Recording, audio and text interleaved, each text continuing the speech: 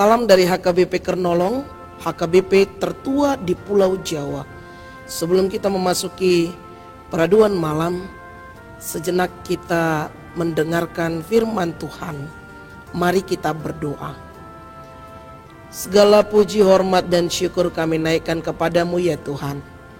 Karena Engkau adalah Allah yang selalu menjaga dan memeliharakan kehidupan kami, yang selalu menyertai kami dalam setiap langkah perjalanan hidup kami hingga pada malam hari ini. Sebelum kami merebahkan tubuh kami ya Bapa, kami mau mendengarkan firman-Mu. Berfirmanlah ya Tuhan, kami sudah siap mendengar. Biarlah Roh Kudus-Mu menuntun kami, agar firman-Mu dapat kami mengerti dan dapat kami lakukan dalam keseharian kami selama di muka bumi ini. Hanya di dalam nama anak-Mu Yesus Kristus kami berdoa dan mengucap syukur. Amin. Firman Tuhan renungan bagi kita di malam ini sesuai bacaan malam Almanak HKBP 2023, Rabu 1 November 2023 dari 1 Timotius pasalnya yang pertama, dimulai dari ayatnya yang ketiga sampai ayatnya yang ke-17, dan yang menjadi pembimbing renungan ayat 16. Demikian firman Tuhan. Tetapi justru karena itu aku dikasihani, agar dalam diriku ini sebagai orang yang paling berdosa, Yesus Kristus menunjukkan seluruh kesabarannya.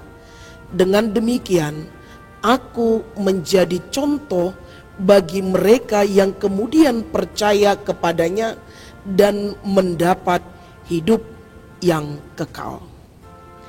Jadilah contoh di sekitarmu.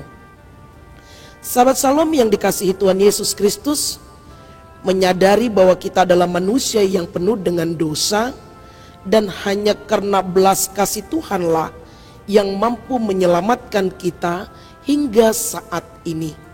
Sola Gracia. Paulus menyatakan dirinya sebagai penghujat, penganiaya, dan ganas kepada pengikut Kristus. Ia menyebut dirinya orang yang paling berdosa. Mengapa? Karena sebenarnya ia merasa sebagai orang berdosa. Kita melihat catatan hidupnya, sejarah perjalanan hidupnya sudah sangat jelas dan begitu gamblangnya. Dialah yang pernah memperlakukan orang Kristen secara keras, menindas mereka, bahkan ia menyaksikan dan otak di balik kematian Stefanus. Tindak tanduk saat dia bernama Saulus tanpa lelah dan menindas orang Kristen. Sungguh nama Saulus menghadirkan bayang-bayang ketakutan. Rasul Paulus merasa betul-betul dia sangat berdosa. Tapi karena Tuhan Yesus merasa kasihan kepadanya, Tuhan Yesus tidak menghukum Rasul Paulus. Malah dia dirangkul dan kemudian dipakai oleh Tuhan. Kita mengingat sampai suatu ketika dalam perjalanannya ke Damsyik untuk memburu dan menganiaya para pengikut Kristus, Tuhan menjumpainya. Ia dibuat buta oleh cahaya kemuliaan Tuhan dan akhirnya pulih setelah didoakan Ananias. Peristiwa itu menjadi titik balik dalam hidupnya. Seorang penganiaya yang penuh amarah terhadap jemaat berubah menjadi pemberita Injil yang sangat militan dan tidak setengah-setengah. Tuhan melihat kesetiaan Paulus dan mempercayakan segudang dan sebanyaknya pelayanan yang begitu besar dan mulia kepadanya. Sahabat Salom yang dikasihi Tuhan Yesus Kristus, demikian juga dengan kita. Kita adalah manusia yang berdosa. Kita seringkali melukakan hati Tuhan. kita seringkali mengecewakan Dia. Tetapi begitu besarnya cinta kasih Tuhan dalam kehidupan kita. Allah punya cara yang unik bagi setiap pribadi untuk memproses dan mengubah hidup kita menjadi lebih baik lagi. Ucapkanlah syukur untuk kesabaran Allah atas kehidupan kita. Dan Allah masih mempercayakan pelayanan dan pekerjaan yang kita jalani saat ini.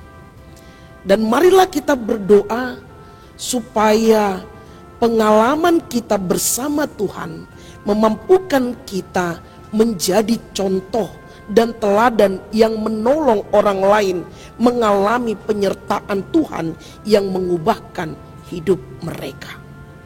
Karena itu, sadarlah, kita yang bergelimangan dosa, yang telah diselamatkan melalui kematian Yesus di kayu salib, kita telah diselamatkan. Dan jadikanlah keselamatan itu sebagai ucapan syukur kita, dan menjadikan diri kita sebagai contoh bagi orang lain di dalam hal mengikut Yesus, melakukan kehendak-Nya. Jangan kecewakan orang lain, jangan menjadi batu sandungan bagi orang lain, tetapi bagaimana hidup kita menyukakan hati orang lain.